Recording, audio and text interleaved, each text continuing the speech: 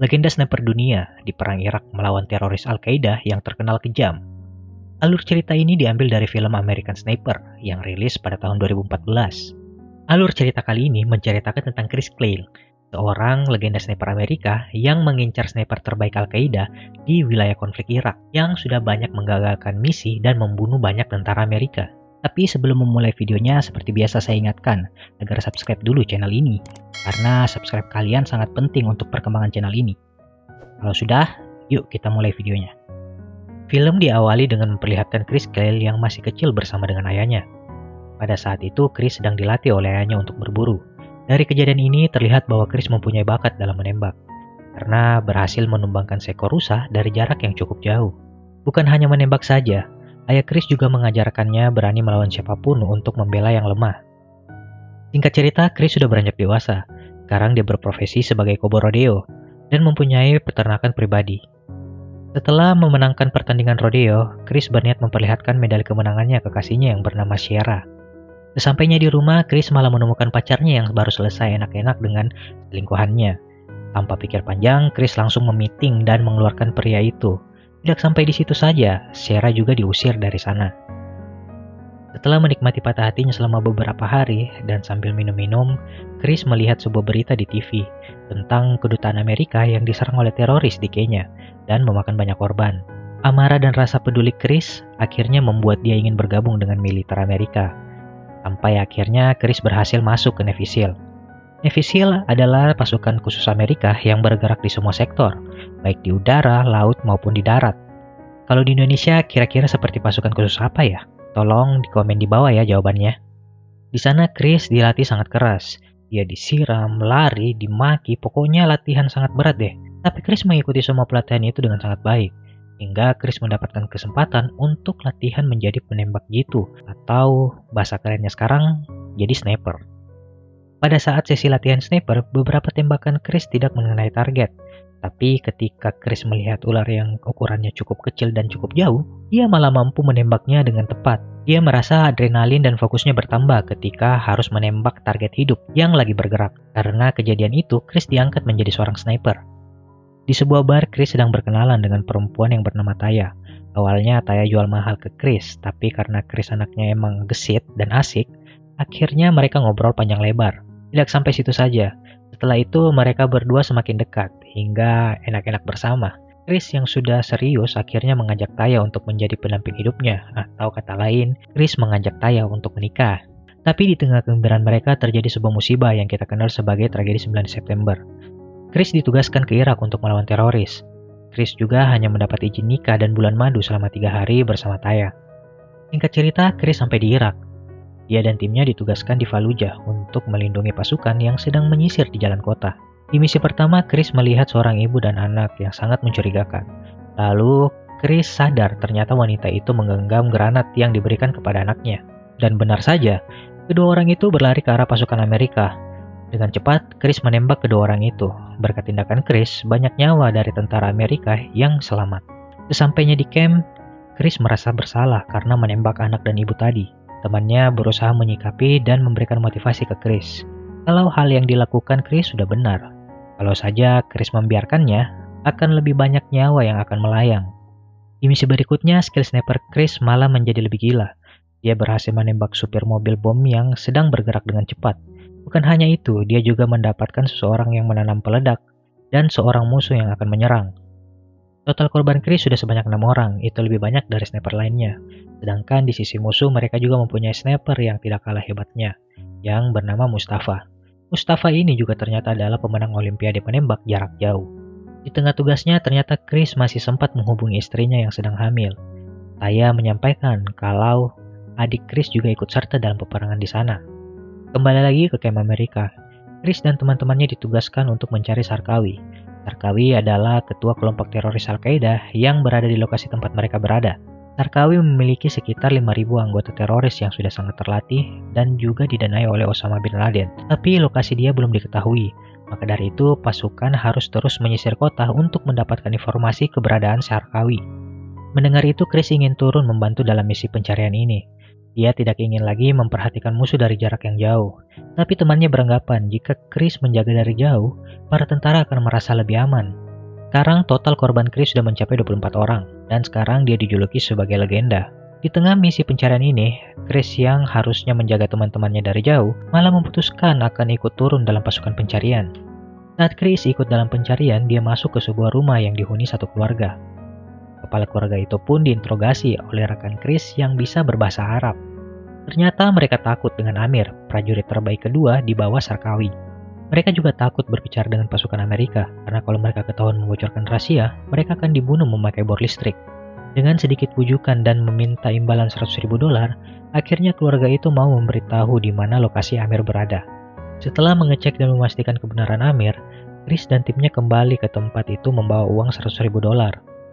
Di tengah perjalanan, Taya menelpon Chris dan memberitahu kalau anak mereka adalah laki-laki. Chris sangat senang dan memberitahu kabar gembira itu kepada teman-temannya. Tapi di tengah kegembiraan itu, ternyata Mustafa sedang mengincar konvoi mereka. Pertempuran pun tak terhindarkan. Taya yang masih dalam sambungan telepon sangat panik mendengar situasi yang dialami suaminya. Ternyata Amir telah mengetahui tujuan tentara Amerika berada di sana. Keluarga yang ingin memberitahu informasi itu juga ditangkap dan dibunuh oleh Amir. Chris yang tahu misi ini tidak akan berhasil akhirnya pergi dan menyelamatkan diri dari tembakan Mustafa. Dia melemparkan bom asap untuk mengalihkan pandangan. Di sini Chris belum tahu di mana posisi pasti Mustafa. Ditambah lagi senapan yang Chris bawa hanya senapan biasa. Syukurnya Chris masih bisa selamat walaupun peluru Mustafa sempat menyerempet helm Chris. Untuk sementara waktu misi berikutnya ditunda. Chris dan yang lainnya diperbolehkan untuk pulang. Sampainya di Amerika, Taya sangat senang melihat suaminya bisa kembali pulang dengan selamat. Di saat mereka sedang jalan-jalan, Taya merasa kontraksi di perutnya. Chris buru-buru membawa Taya ke rumah sakit. Di sana, Chris akhirnya bisa melihat anak pertamanya. Sungguh rejeki ya, saat Chris pulang, Taya juga melahirkan. Setelah pulang ke rumah, ternyata pikiran Chris masih ada di medan perang. Karena masih banyak korban dan perang belum usai sama sekali. Taya sangat khawatir dengan suaminya karena Chris harus kembali lagi ke medan perang. Mereka sempat bersitegang membahas ini, tapi karena ini tugas negara, Taya membiarkan Chris untuk pergi. Taya juga memberitahu Chris agar lebih berhati-hati dan selalu memikirkan keluarga mereka.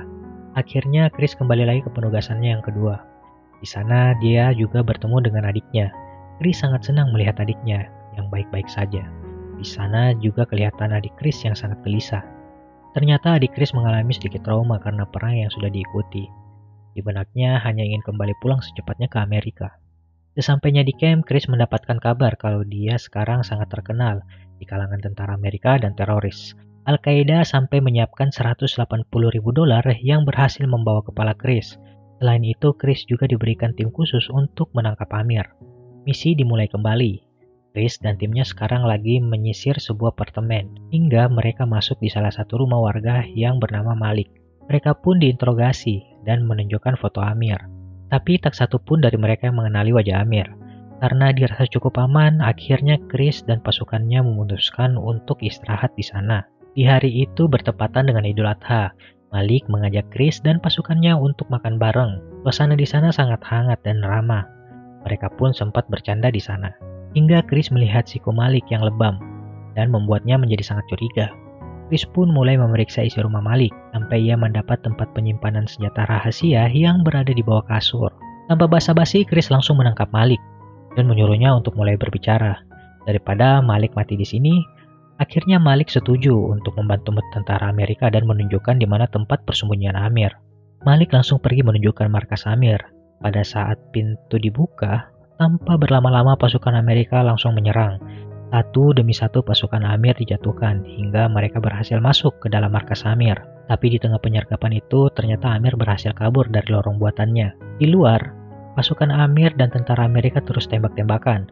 Chris yang melihat Amir yang ingin kabur langsung menembaki Amir. Dan akhirnya Amir tewas di sana. Misi mereka pun selesai dengan sebuah keberhasilan yang diharapkan. Singkat cerita, Chris kembali diperbolehkan pulang untuk menemui istrinya yang melahirkan anak kedua Chris. Tapi suasana di medan perang masih terus terngiang di dalam benaknya. Hingga puncak emosi Chris yang sangat sulit dikontrol pada saat anak keduanya telah lahir, dia melihat anaknya yang terus menangis. Tapi perawat di sana malah menggendong bayi lain dan tidak menanggapi bayinya. Saya juga sudah mulai khawatir dengan perilaku Chris yang aneh akhir-akhir ini, karena terbebani oleh masalah peperangan. Meski begitu, Chris tetap menganggap perang adalah prioritas utamanya. Setelah saya cari informasi sedikit nih, ternyata memang setiap tentara yang pulang dari perang ada beberapa yang mengalami gangguan kecemasan. Jadi itu wajar saja kalau Chris juga mengalami hal yang sama. Kalau ada yang lebih tahu masalah kecemasan prajurit setelah perang, tolong di komen di bawah ya. Sekarang Chris kembali ke medan perang untuk ketiga kalinya. Dia mendapat tugas baru untuk membunuh pesaingnya yaitu Mustafa. Ketika di tengah perjalanan ada anak buah Mustafa yang melihat kedatangan Chris. Mereka langsung menghubungi Mustafa. Mustafa juga langsung bersiap-siap, sedangkan Chris yang lagi mengejar teroris yang berusaha kabur menggunakan mobil. Tapi pada akhirnya teroris itu pun berhasil mereka bunuh. Karena merasa sudah aman, Chris dan Biggles, salah satu temannya, berjalan santai di atas rooftop. Hingga ada sebuah tembakan yang mengenai muka Biggles. Chris langsung menyelamatkan Biggles dan pergi dari sana. Kondisi Biggles cukup parah, karena luka di pipinya cukup dalam. Chris memperkirakan kalau Mustafa menembak dari jarak sekitar 1 kilo lebih. Setelah itu, Chris dan timnya kembali menyisir kota untuk mencari Mustafa. Tapi pada saat sampai di tempat Biggles tertembak, ternyata ada teroris lain yang menunggunya di gunung seberang. Dan mereka berhasil membunuh Mark, salah satu teman Chris. Mark pun dikuburkan dengan layak sebagai komandan. Chris dan Taya juga hadir di sana untuk memberikan rasa hormat untuk terakhir kalinya. Setelah itu, Chris menemui Biggles yang tidak lama lagi akan dioperasi. Dia berjanji ke Biggles akan membalaskan dendamnya kepada Mustafa. Saat malam hari, Taya sangat emosi dengan Chris karena dia masih saja harus bertugas di medan perang. Taya mengancam akan meninggalkan Chris setelah semua ini selesai. Chris langsung memeluk Taya agar dia merasa tenang. Di misi yang keempat, Chris mendapatkan informasi kalau Biggles mati pada saat menjalani operasi. Chris akhirnya sedikit merenung dan memikirkan apa yang Taya ucapkan. Chris yang sedang mengawasi teman-temannya dari kejauhan melihat seorang yang membawa basoka. Tanpa banyak pertimbangan, Chris langsung menembak orang itu. Tiba-tiba datang seorang anak kecil yang mengambil basoka itu. Chris sangat panik dan terus berharap agar anak itu tidak mengangkat basoka. Karena kalau anak itu berniat untuk menembak, pasti Chris harus membunuhnya. Syukur saja anak itu langsung membuang basokanya dan berlari dari sana. Chris pun merasa sangat lega atas keputusan anak itu. Di camp, Chris masih mendapat misi yang sama, yaitu membunuh Mustafa. Dengan cepat, Chris dan timnya pergi menuju titik yang sudah didapatkan dari intel mereka. Di lokasi yang sudah ditentukan, Chris terus mencari keberadaan Mustafa dari atas gedung. Lalu terdengar suara tembakan dari arah belakang mereka yang menewaskan satu prajurit Amerika.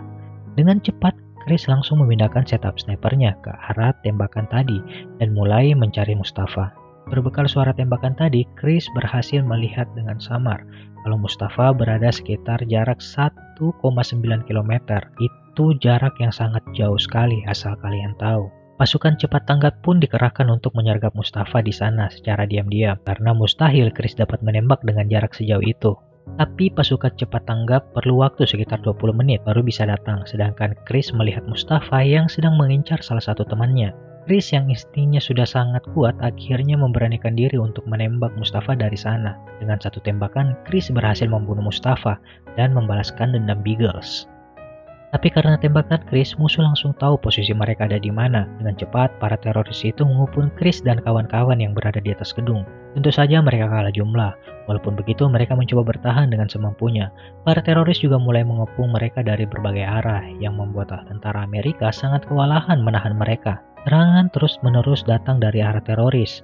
Jumlah tentara Amerika yang sedikit terpaksa menghabiskan banyak amunisi untuk menahan mereka, hingga titik di mana amunisi mereka benar-benar sekarat. Di markas, komandannya terus memantau dari udara menggunakan pesawat drone. Di saat itu juga badai pasir yang besar mulai datang. Komandan meminta untuk melakukan penyerangan udara, tapi pasukan mereka juga bisa kena imbasnya bila melakukan serangan itu. Di tengah tembak-tembakan, Chris menelpon Taya dan mengatakan kalau kali ini dia tidak akan bisa selamat, tapi keberuntungan ternyata masih berpihak kepada mereka. Badai pasir semakin dekat, yang membuat misil meleset dari sasaran. Penglihatan juga mulai gelap karena badai mulai menyelimuti gedung. Dengan cepat, Chris memanfaatkan momen ini untuk kabur walaupun Chris terkena tembakan di kakinya. Setidaknya mereka semua bisa selamat. Setelah misi itu, Chris berhenti dari Navy SEAL dan memulai hari-hari normal seperti orang-orang pada umumnya. Tapi gangguan kecemasannya makin parah. Chris jadi suka sendiri, temperamen, hingga mendengar suara tembakan dan ledakan di kepalanya. Chris akhirnya menemui psikolog dan menceritakan apa yang dia alami. Dia merasa penyakit itu muncul karena dia tidak bisa membantu banyak orang di medan perang. Psikolog menyarankan untuk tetap membantu orang walaupun bukan di medan perang. Dia disarankan untuk membantu para tentara yang mengalami cedera fisik dan mental. Syukurnya dengan kegiatan itu pelan-pelan Chris mulai perlahan pulih. Setelah itu, Chris mulai menjalani hidup dengan normal, menjadi ayah yang selalu ada untuk anak-anaknya, dan menjadi suami yang selalu menyayangi istrinya. Dan di akhir film, Chris pun berpamitan dengan istrinya untuk melatih salah satu tentara yang masih merasa trauma dan terkena gangguan mental. Veteran itu bernama Eddie. Naasnya, Chris harus meninggal pada tanggal 2 Februari 2013. Penyebab kematiannya karena Eddie menembak Chris pada saat latihan sniper. Dan film pun selesai. Jadi itulah kisah salah satu legenda sniper dunia. Jangan lupa juga mengisi kolom komentar dengan tanggapan kalian tentang alur cerita ini. Sekian dari saya, see you next video.